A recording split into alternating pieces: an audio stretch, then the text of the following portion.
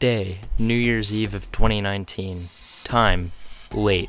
Instead of socializing with my family by watching Futurama alongside them in the living room, I was in my bedroom listening to my favorite movie podcast, Sardonicast, specifically Episode 5 guest starring Anthony Fantano from the YouTube channel The Needle Drop, a music review channel for any of those who don't know.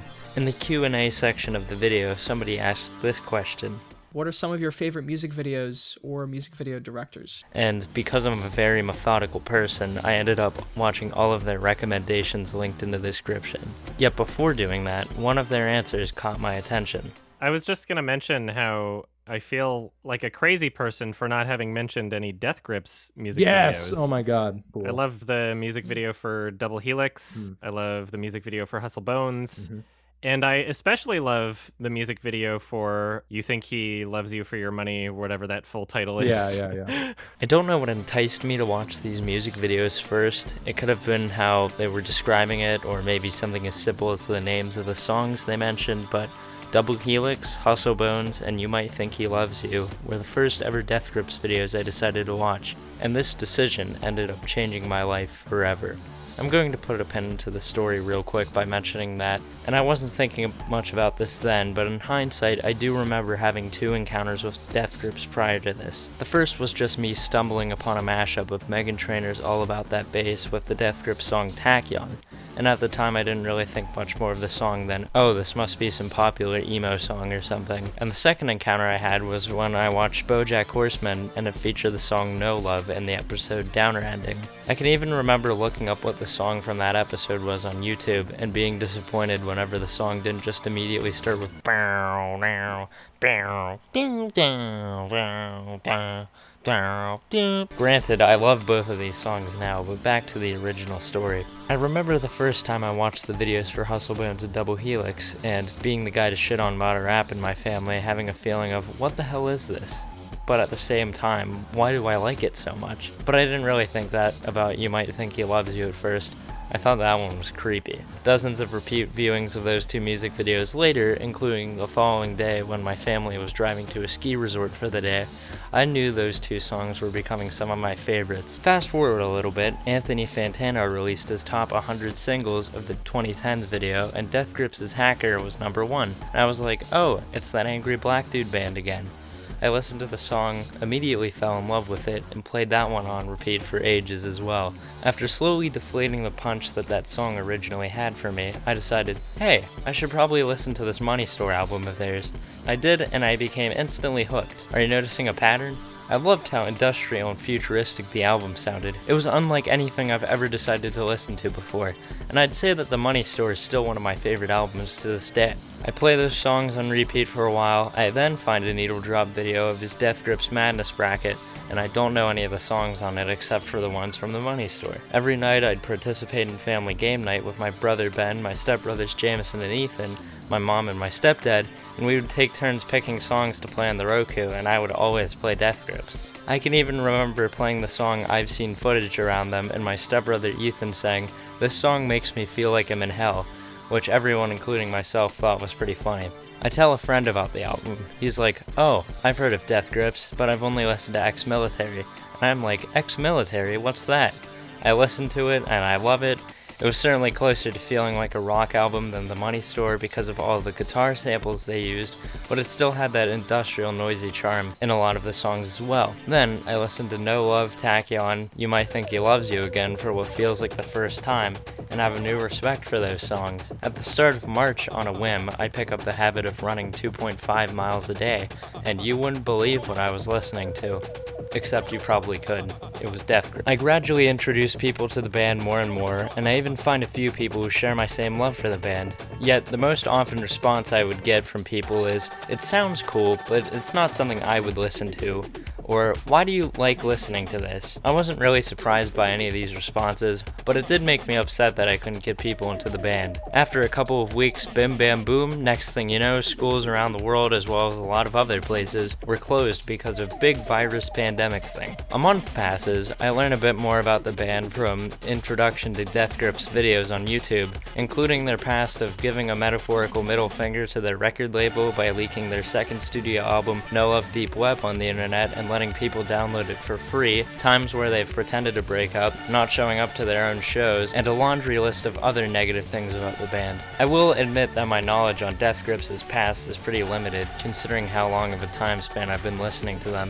As a side note, to this day, I still don't believe I have a very concrete stance on a few of these issues, and I understand that a lot of people, haters and former fans alike, are turned off by these things, even when the most accepted explanation of these actions is that they put a lot of emphasis on subverting expectation. But what I interpret from a few of the latter actions is not a hatred of their fans, but that they don't care about whether they have fans or not, because they would still be making the music that they want to. And I believe that that distinction is what separates a YouTube influencer with a record deal from an artist with humility. Except in this case, it's a very over-exaggerated sense of humility to the point of being possibly damaging and overbearing to any potential new listeners. Anyways, after learning about that, I discovered the music video for Inanimate Sensation, and I thought that it was unbelievable. More time passes, and I still can't believe this, but somehow I went 5 months without listening to a new album. I'd just been finding singles very sparsely. At the start of May, I started No Love Deep Web, and I absolutely hated it. Just kidding, I loved it.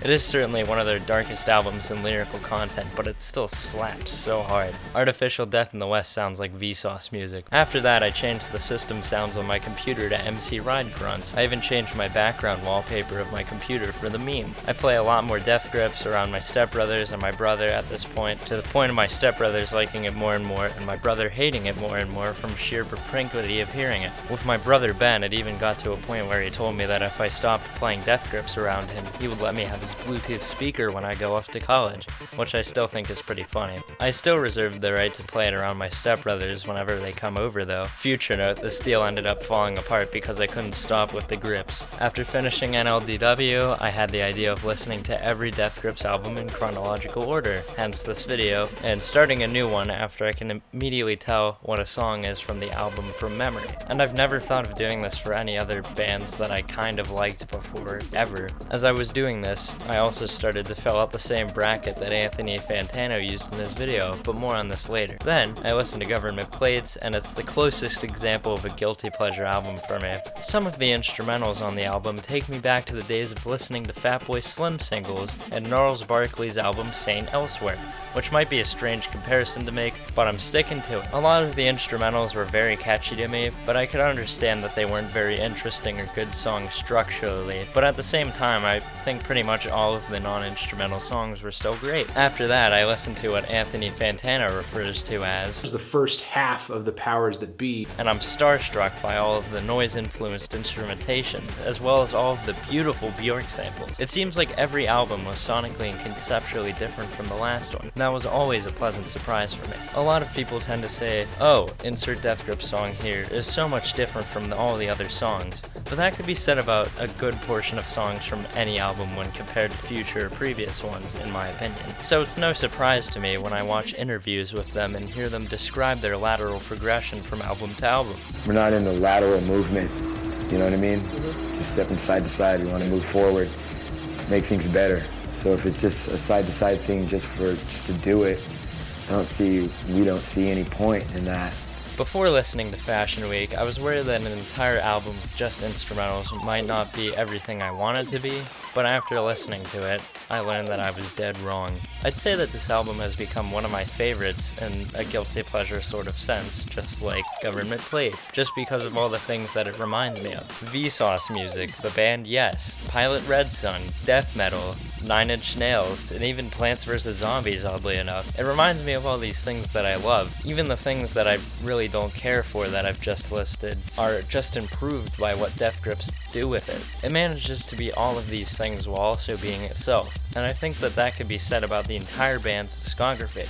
I know that this album gets a bad rap for not featuring any Ride on it, and I agree with them when they say that MC Ride is an essential part of the band, but would you want an entire album of just Ride? Actually, scratch that. If done properly, that could sound awesome. But what I'm trying to get at here is that the instrumentals are a pretty huge part of the band too. It's neat to see them go off the beaten path like this. I wouldn't say that this is a good Death Grips album per se, but I still think it's a really good album. Before starting Jenny Death, I had the idea one night of writing my own Death Grips style song. long. Really late at night, mind you. I went on the internet, discovered that pretty much all of their album stems were available, got really excited, and downloaded the stems for Ex-Military, No Love Deep Web, and Government Plates. I put them in Audition. It was 7 hours altogether, including some extra samples I decided to throw in there to make it harder for myself, and I spent days combing through it and finding the best ones, but more on this later. When going into Jenny Death, I was bracing for the track On GP whenever listening to the album, since it was called the band's saddest and most depressing track. But going through the lyrics on this album, song by song, there are so many fucked up tracks on this thing.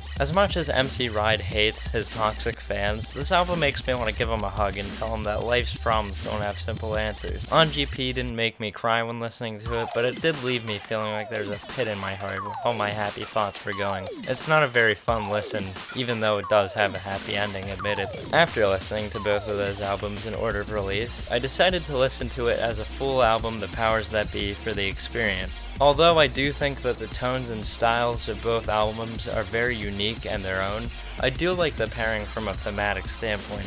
We got death, suicide, aggression towards the world, all the good stuff. But although there are more songs that I like from the second half, I like the sound of the first half a lot better. A few minutes into listening to Interview 2016, I was thinking, oh, this will be the album where they tackle Vaporwave, since it seemed to me that every album was like tackling a different genre. But by the time I got to the second song, I was like, oh, it's just another genre-bending album like Fashion Week. And by the time I was finished with it, I was like, this is my least favorite Death Grips album, because of all the predominant noisy percussion. However, after a few more listens, it started to grow on me, and now I wouldn't really say it's a bad album. Bottomless Pit is actually amazing, although I can't say my love for it was instant. I actually thought for a while that the first 2 songs on the album weren't very good, and that didn't make me too excited for the rest of the album. I think it actually skewed my opinions on the other songs for the worst. It just left me thinking, so this is where the decline in quality starts. And this thought was pretty surprising to me, considering the fact that all of their prior albums were breaking the mold. It especially boggled my mind whenever I heard people like Anthony Fantano say that this is the closest they've ever sounded to their best album, The Money Store. However, all of these thoughts were dying off the more I listened to the album, and now I'd say it's one of my favorites, and Giving Bad People Good Ideas and Hothead are slowly growing on me. Hothead less so.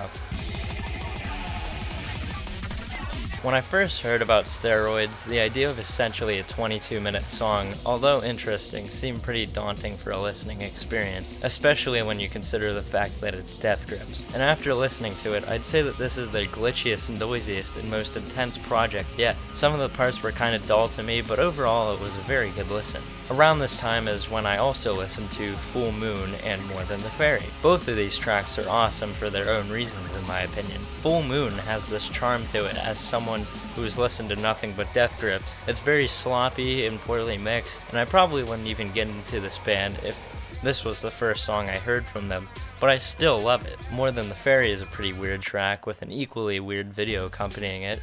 It's literally just a strobing image of a banana with an angry face drawn on it hanging on a wall plug. Why? But I think it's still really good. Why does electronic drum mix exist? You're the Snitch is a pretty unique listen, as if that's a first. It's definitely one of their weirder and less conventional albums, but I still think it's amazing. Something that would occasionally happen to me while listening to these albums is that I only judge the album by its beginning songs, because those are the first ones I'd always hear again when starting the album. That might be why I initially didn't like Bottomless Pit now that I think about it. But when listening to the album from the middle rather than the beginning, it did help me come around and appreciate the other songs on it a lot more. It's albums like these that make me so elated when listening to them from a standpoint of loving that not as many people can be this moved by a band like this without really giving them a chance, and even then they still might hate it, but I digress. Gmail and the restraining orders is pretty weird. I'd consider this album to be something you really only have to listen to once. I'd say that it's more of an experience than it is an album. This is the band at peak noise. Every trick they'd use on their other albums can be said tenfold about this one.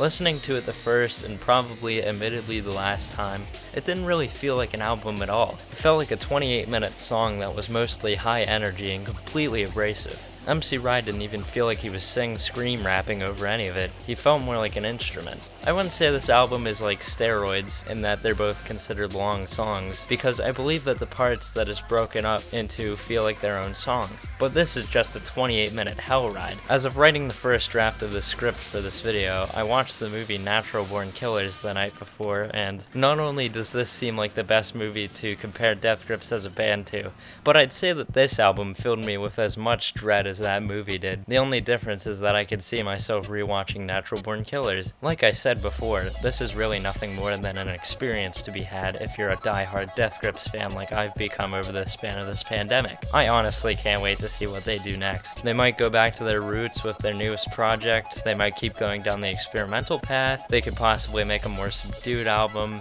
they might pretend to break up, they might break up for real, or a myriad of other possibilities. Either way, I'm pumped for anything, except for a breakup. So those were all the Death Grips albums and my kind of reviews for them.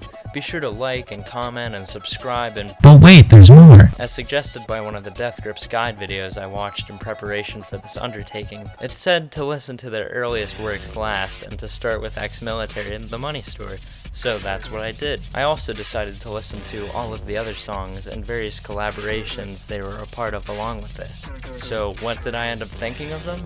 I decided to make the EP and Live from Death Valley a combined listen since there were only 6 songs on the EP and 2 from Live from Death Valley. I'm also only going to be referring to the original songs from this album, not the ones from Ex-Military obviously. I don't really consider any of these songs to be anything more than additions to their catalog.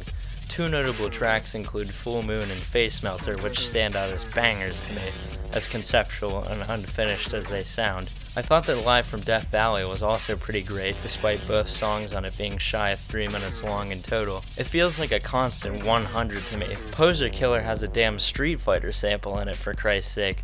If that isn't the sign of a great track, then I don't know what is. We finally made it to the end. Thanks for watching, guys. Be sure to like and comment and— Slow down there, sister! We still got a lot of their non-album projects and collaborations to listen to. Although I combed around the internet trying to look for all of these projects, I guarantee that there's some that I've missed. Here's everything I found, excluding the ones previously talked about in this video. Be sure to leave other ones in the comments so I can update the description, and also so I can have more Death Grips goodness. I also think that after this video, I'm gonna listen to Andy Morin and Zach Hill's other projects, so let me know about those as well. Of their non-album projects, I'd say that these are the ones worth checking out. The rest is just like bonus stuff to me. I didn't really care for most of the remixes they did of other songs since I've already heard the instrumentals of the original songs, but I did like the sound of Thunderbolt because I haven't heard the instrumental heard in anything else from their discography. I'd say of the instrumental tracks, Codename Dancer is the best, and that the other ones are just alright. And the rest of the ones recommended earlier are just really solid songs in my opinion. Okay, no joke, that is officially all of their projects. But before I end the video, I've got some closing thoughts, or as MC Ride puts it, I got some shit to say just for the fuck of it. As I've stated before, I've never listened to any other artist's discography in this fashion before, and I must say that this is something that truly changed the way I think about music.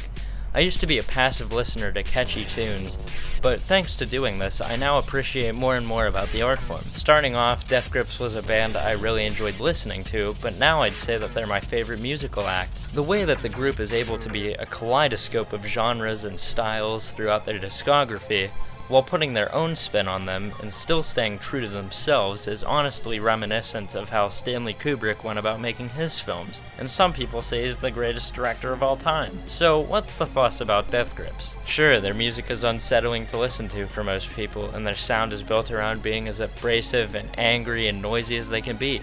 But why try and stop the progression of musical expression? Hey, that rhymed. Art is supposed to be challenging and inspire thought and change, and I'd say that Death Grips totally falls under that description.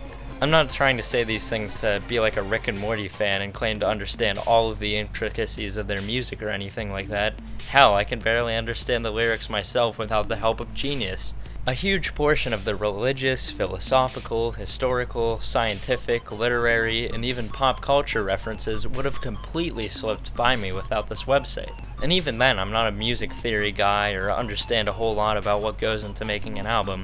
But what I do know is that if you're open to new experiences, this is something that you really should try yourself. There's a video from the YouTuber Adam Neely about him trying to learn to like contemporary Christian music, and although he didn't completely become a fanatic of the genre or anything, he was able to appreciate and even like some of the groups. So if you've made it this far into the video and haven't gotten sick of my boring voice and have also never listened to the band Death Grips, or have listened to them but didn't really like them the first time, first of all, congratulations for making it this far. But also, give them another shot. Even do this for other things that you haven't given a fair shake initially. As smart guy Stephen Hawking once said, intelligence is the ability to adapt to change. Thank you, Death Grips, for making kick-ass music. Thank you, people who I made listen to the group, for not cutting me out of your life. And finally, thank you, Sardonicast, for giving me a new favorite band.